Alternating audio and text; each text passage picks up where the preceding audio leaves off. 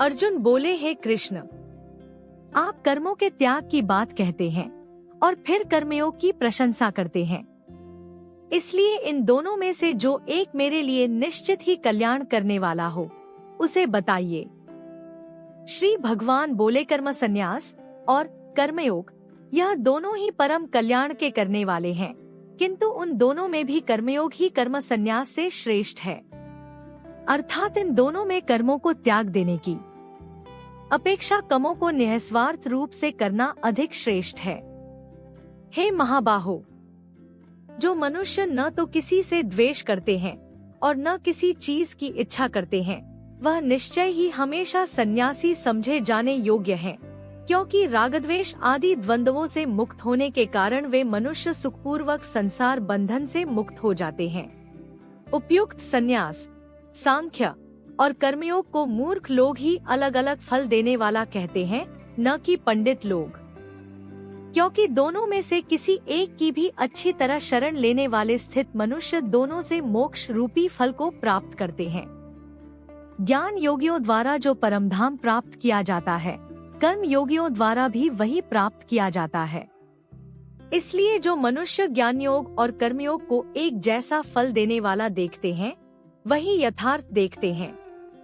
हे महाबाहो अर्जुन, निष्काम कर्मयोग के बिना संन्यास, मन, इंद्रिय और शरीर द्वारा होने वाले सारे कर्मों में कर्तापन का त्याग दुखदायी है, किंतु निष्काम कर्म करने वाले ज्ञानी होकर शीघ्र ही ब्रह्मा को प्राप्त करते हैं।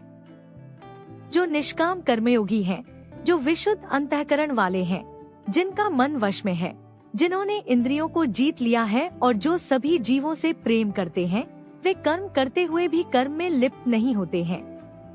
तत्व को जानने वाला कर्मयोगी तो देखता हुआ, सुनता हुआ, स्पर्श करता हुआ, सूंघता हुआ, भोजन करता हुआ, घूमता हुआ, सोता हुआ, सांस लेता हुआ यह समझता है कि मैं कुछ भी नहीं कर रहा हूँ।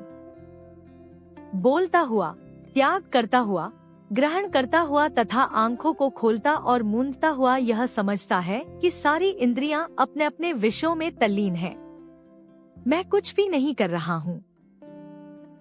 जो मनुष्य सारे कर्मों में मोह को त्याग कर सारे कर्मों को मुझ ब्रह्मा समर्पित करते हैं, वह मनुष्य जिस तरह से कमल का पत्ता पानी में रहकर भी उससे लिप्त नहीं होता है, वैसे ही वह पाप में लिप्त नहीं होते हैं।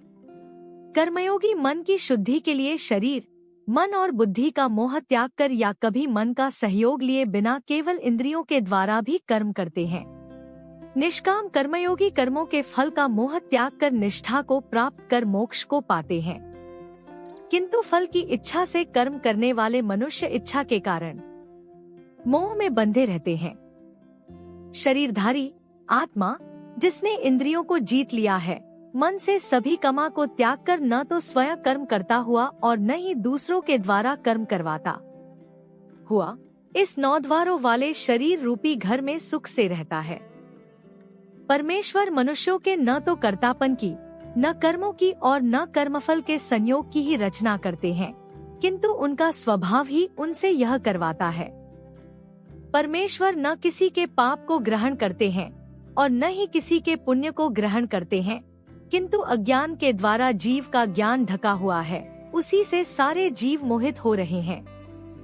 परंतु जिनका अज्ञान खुद ज्ञान से नष्ट हो गया है, उनका वह ज्ञान सूर्य के समान प्रकाशित होकर उस परम तत्व, परम वास्तविकता को प्रकाशित कर देता है।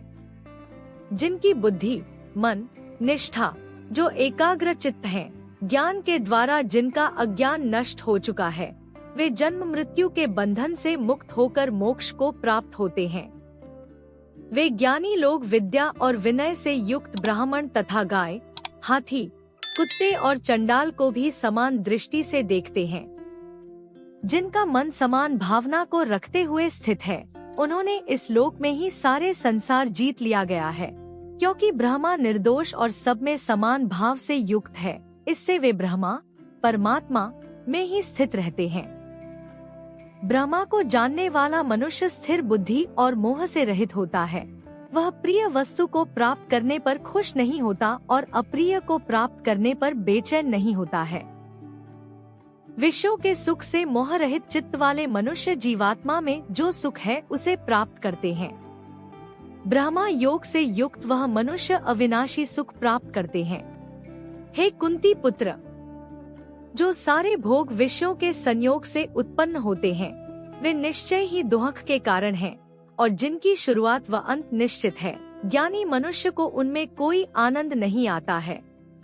जो मनुष्य इस जन्म में ही शरीर के नाश होने के पहले ही काम और क्रोध से उत्पन्न होने वाले वेग को सहन करने में समर्थ है, वही मनुष्य योगी है और वही सुखी है।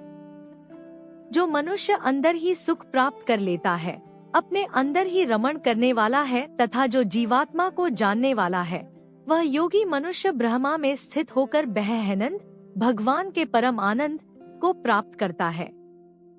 जिनके सभी पाप नष्ट हो गए हैं, जो संदेह से रहित है, जो सारे प्राणियों के हित में लगे रहते हैं, वह ऋषि लोग ब्रह्मा को प्राप्त होते हैं। काम और क्रोध आदि से रहित संयमित मन वाले आत्म तत्व को जानने वाले ज्ञानी मनुष्य के लिए सब तरफ से शांत परब्रह्म ही परिपूर्ण है। बाहर के विषय भोगों का चिंतन नहीं करता हुआ उन्हें बाहर ही निकालकर आँखों की दृष्टि को भ्रिकुटी के बीच में स्थित करके तथा नाक में निकलने वाली प्राण और अपान वायु को समान करके, जिसकी इंद्रियां, मन और बुद्धि जागृत जीती हुई हैं, ऐसा मुनि जो मोक्ष पाने की इच्छा, भय और क्रोध से रहित हो गया है, वह हमेशा मुक्त ही है। मुझे सभी यज्ञ और तपों का भोगने वाला, सारे लोकों के ईश्वरों का भी ईश्वर तथा सारे जीवों का स्नेही समझकर मनुष्य शांति को प्राप्त करता है। Thanks for watching. Please like, subscribe, share our video.